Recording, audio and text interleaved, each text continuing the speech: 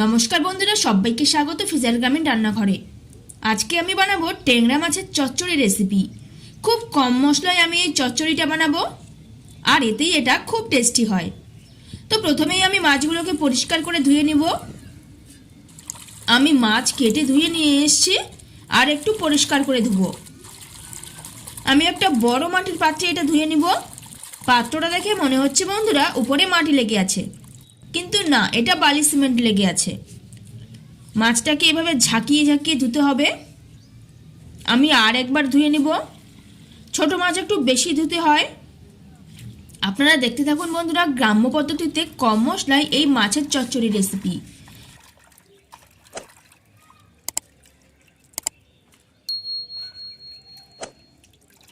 একদম পরিষ্কারভাবে ধুয়ে নিয়েছি, এখন এটা তুলে নিব। ট্যাংরা মাছটা কিন্তু অনেকটাই ছোট। এখন আমি একে একে মশলা মেখে নিব। প্রথমেই দিব পেঁয়াজ কেটে। পেঁয়াজের চচা ছিঁড়ে ঝিরিঝিরি করে কেটে নিব। আমি এখানে মিডিয়াম সাইজের দুটো আলু দিব বন্ধুরা।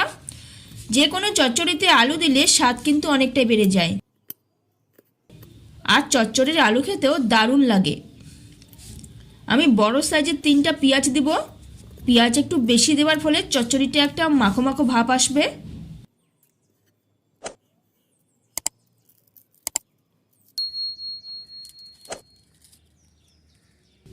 পেঁয়াজ কাটা হয়ে গেছে, এখন আলু দিব। আলুগুলো মোটা করে দিব না, একদম সরু সরু করেই কাটবো।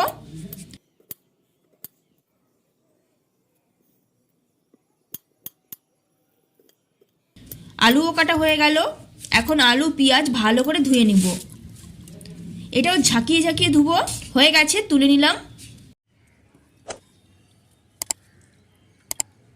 এখন আমি এটা ঢেলে দিব একটা বড় বাটিতে, কেননা এটা এখন মশলা দিয়ে মেখে নিব।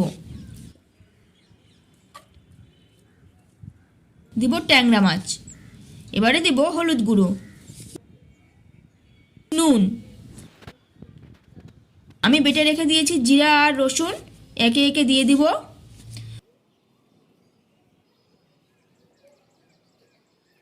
হয়ে গেছে, এবারে দিব তেল। এই অবস্থায় ভালো করে মেখে নিব একবার।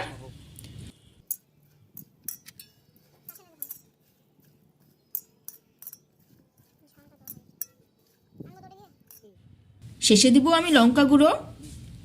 আবারও ভালো করে মাখবো। আর দিয়ে দিব 2টো কাঁচা লঙ্কা।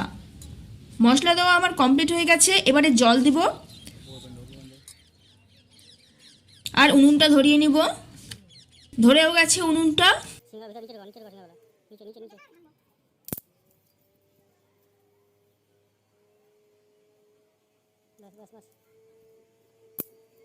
তো এইবারে আমি দিব কড়াই বসিয়ে।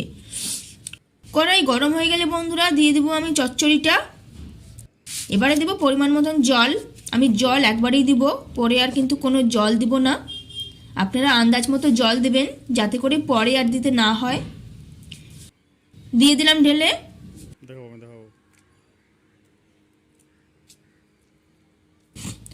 কিন্তু আরও একটু জল লাগবে মনে হচ্ছে, দিলাম আরও একটু জল। কিছুক্ষণ পরে দিব একটা ঢাকা। এখন জালটা একটু বেশি রাখবো, কিছুক্ষণ পরে কিন্তু জাল কমিয়ে দিতে হবে। এটা এখন এভাবে হতে থাকবে। এরকম চচ্চড়িতে আমরা কখনো কখনো শুধু জিরে বাটা দিয়েই কিন্তু খাই, রসুন দেই না, ওটাতেই স্বাদ কিন্তু খুব ভালো আসে। এখানে আমি জিরে রসুন দুইটাই দিয়েছি।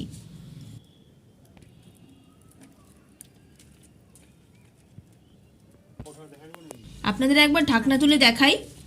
দেখুন হালকা বলক উঠে গেছে, দিব আবার ঢাকা।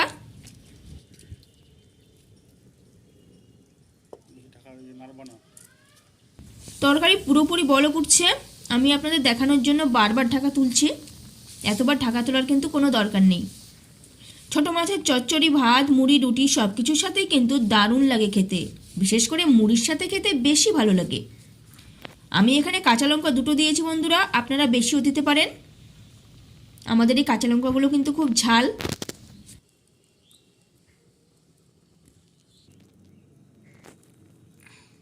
দেখুন উনুনটা দাউ দাউ করে জ্বলছে।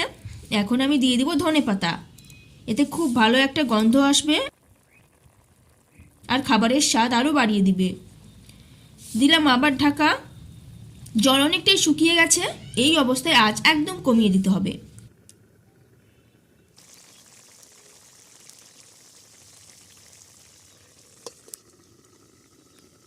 চচ্চড়ি প্রায় হয়ে গেছে, এখন দিয়ে দিব সামান্য পরিমাণে চিনি, এতে টেস্ট খুব ভালো আসবে।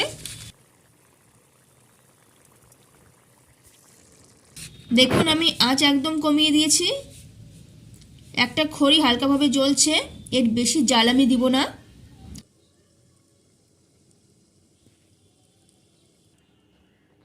চচ্চড়ি হয়ে গেছে আর আমি পুরো জালটাই বের করে নিয়েছি, উনুনের আঁচেই বাকিটা হয়ে যাবে। দিয়ে দিয়েছি ঢাকা বন্ধুরা। কিছুক্ষণ পরে ঢাকা তুলে নিয়েছি, দেখুন একদম কমপ্লিট আমার ট্যাংরা মাছের চচ্চড়ি। তো এই ছিল বন্ধুরা আজকের এই রেসিপি। তো এই রেসিপি আপনাদের কেমন লাগলো তা নিচের কমেন্টে জানান। আর ভিডিও ভালো লেগে থাকলে একটি লাইক করুন, চ্যানেলটির সাথে অবশ্যই সাবস্ক্রাইব করুন।